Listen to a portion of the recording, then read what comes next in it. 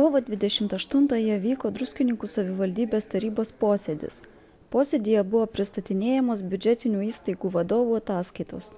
Kaip jau tapo įprasta komitetų ir tarybos posėdžiuose, ir šiame posėdyje neapsieita be netaktiškų Druskininkų mero veiksmų. Į tarybos nario Juozo Kudarausko nutrauktą ir nepabaigtą klausimą nebuvo atsakyta, o Juozui Šarkui pasisakyti nagrinėjimo akcinės bendrovės Druskininkų šilumos tinklai ataskaitos klausimų leista tik po balsavimo. Po trumpų apsižodžiavimų neapsikentę posėdžio vedimo tvarka, vos įpusėjus posėdžiai du tarybos nariai Juozas Šarkus ir Karolis Kaklys paliko tarybos posėdžių salę. Klausimų, nežinau, ar čia labai didelis džiaugsmas, dėl ko dabar dviem tarybos nariam paskutinę sekundę, pabandant nusišalinti ir norint sužlugdyti klausimą 14 dėl bendruomenių darbo ir taip toliau.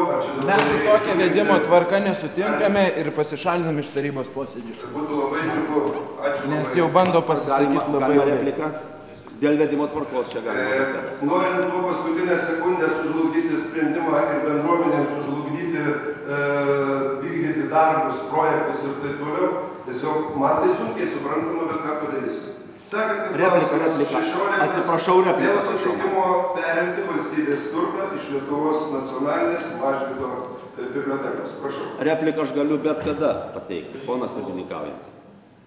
Ar galima repliką? Kaip jūs būsit pirmininkaujantis, tada spręsit. Sėkmės jums. Ačiū labai.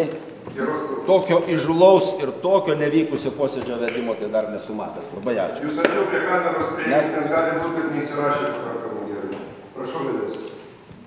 Mes paprašysim, kad viską užprotokoluoti, kaip kas čia buvo pažįsta. Prašau netrukdyti posėdžio. Ačiū. Ačiū Jums. Ačiū. Visi skyriaus reikti sprendimo projektai pristatyti komitetus jiems pritarta. Tai buvo... Posėdžio vedimas, kurį veda meras Malinauskas, netelpa į jokius rėmus. Visų pirma, mano pasisakymas turėjo būti prieš balsavimą, o to buvo neleista padaryti. Buvo užduotas klausimas mano kolegos Juozo Kudarausko, jį iš vis nebuvo atsakyta.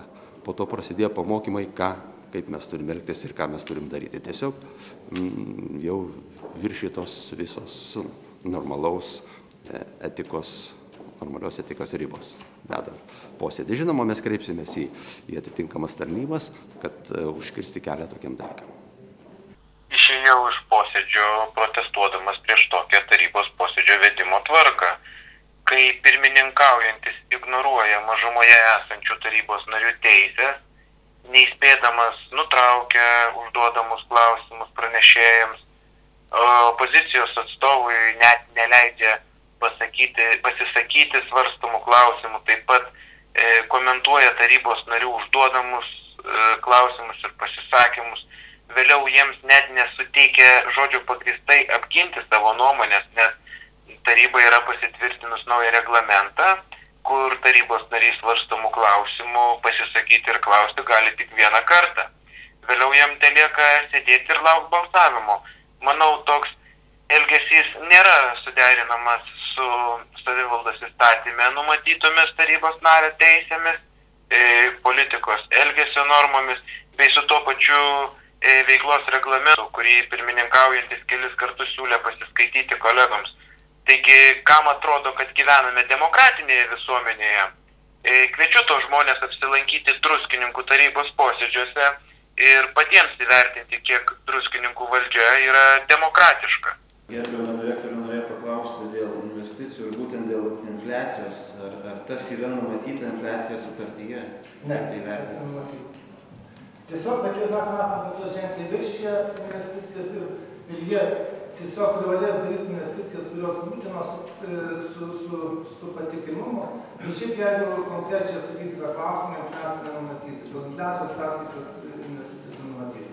Klausimas galbūt ne visiškai dėl ataskaitos, bet pas mane pateikta yra ten toj medžiagoj, kad neįgyvendintas iki šio laiko tarybos sprendimas 2011 m. spalio 28 dienos numeris T142 dėl centralizuotai tiekiamos šilumos kainų dedamųjų perskaičiavimo ir peržiūrėjimo.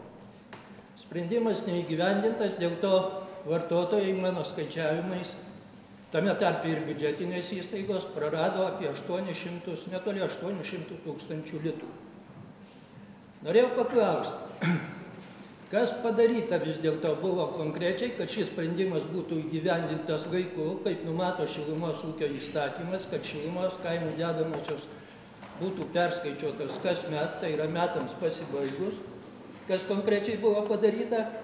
Ir toliau prisimindamas savo 2011 metų spalio 3 dienos pateiktą raštą su... Ačiū labai. Dar nebaigiau.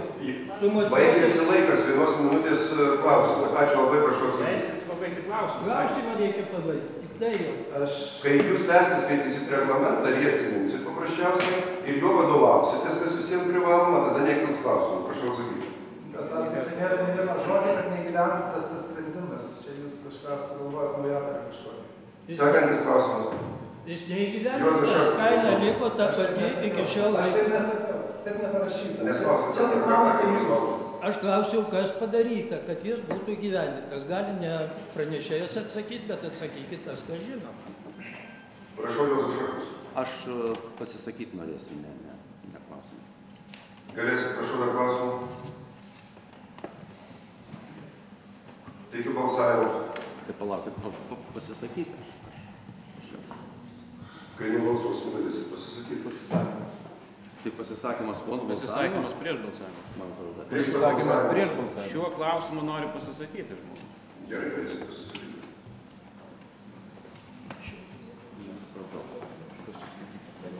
Nesupratau. Tai pasisakyti to klausimu man neleidžia dar kaip čia? Neleidžia šiandien. Bet ką geriausia.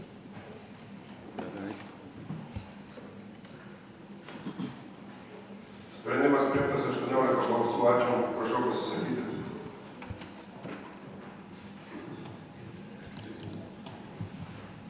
Ar nuo savęs, ar nuo frakcijos, ar... Nuo frakcijos. Prašau. Ar galima eiti ten pasisakyti? Ne, jūs labai gražiai atrodote savo vietą, mes neturim laiko. Labai ačiū. Prašau. Pirmininkaujančiam, kad man neleidžia į tribūną, labai jinai tokia jau brangiai. Tai aš dėkoju už tai, kad aš galėsiu žiūrėti Živilę ir labai maloniai dėstyti savo mintis. Jeigu kalbame apie šilumos kainas, tai noriu iš karto pasakyti, kad svarstant komitetų posėdėje tą klausimą, buvo kalba, kad viskas yra tvarkoj ir tie žmonės, kurie tos klausimus kelia, tai užsiima politinę prostituciją. Tai aš noriu pasakyti štai ką konkrečiai dabar dėl 2011 metų. Jau kolega Juozas Kudarauskas minėjo dėl šilumos kainų. Taigi, praradimas jau dabar, jeigu ir čia rašoma, kad jeigu perskaičiuotos šilumos kainos turėjo įsigalioti sausio mėnesį, dėja jos įsigalios tik nuo balandžio mėnesio ir tas praradimas yra kažkur apie 800 tūkstančių. Bet aš noriu pasakyti, ką bandžiau kalbėti ir komiteto posėdėje, kad 2 katilai vandens šildymo buvo įvesti jau 2009 metais ir mes žiūrėjom amortizacinį skaičiavimą, kad nebūtų ginčo, amortizacija buvo pradėta skaičiuoti nuo 2010 metų sausio mėnesio. Tai reiškia, jau praktiškai katilai buvo eksploatuojami. Taigi, kaina jau ir 2011 metais turėjo būti sumažinta. Jeigu mes paskaičiuosim kainos sumažinimą maždaug proporcingai, kaip skaičiavo kolega Juozas už tos 3 mėnesius, tai paskaičiavus už visus 11 metus mes gautume labai didelius skaičius.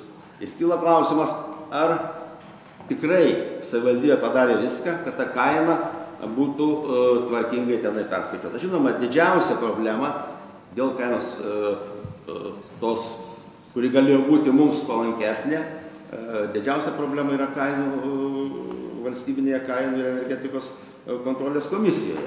Ir žinoma, būtų gerai, kad tas palaikymas ir tų žmonių, kurie nori tą kainą padaryti mažesnį, būtų ir iš savivaldybės pusės. Tačiau pakol kas šito kaip negaila nėra. Aš noriu pasakyti, kad jeigu kalbam apie Litesko, tai vieną atveju tik tai aš noriu pasakyti dar, kad pavyzdžiui, iš ataskaitos, kaip čia žiūrim, pagal sutartį buvo numatyta, kad iki 2011 metų bus įrengta šilumos punktų 6,5 milijono, faktiškai atlikta už 1,85 milijono litų. Taip, kad ir šilumos punktų rekonstrukcija toli gražu nėra atlikta taip, kaip yra. Tai man ir mano kolegoms kelia truputėlį nuostabą, kad labai stipriai savivaldybė kažkodėl užstoja Litesko.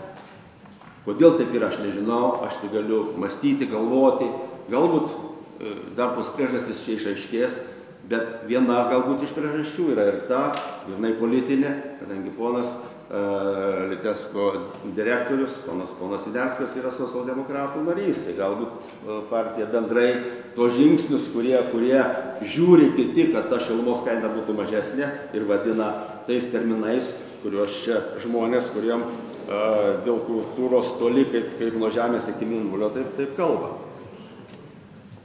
Taigi, aš galvoju, kad toli gražu nepadaryta viskas, kas galėjo būti padaryta ir iš savivaldybės pusės, ir dėl to šitos ataskaitos aš tikrai balsuosiu prieš.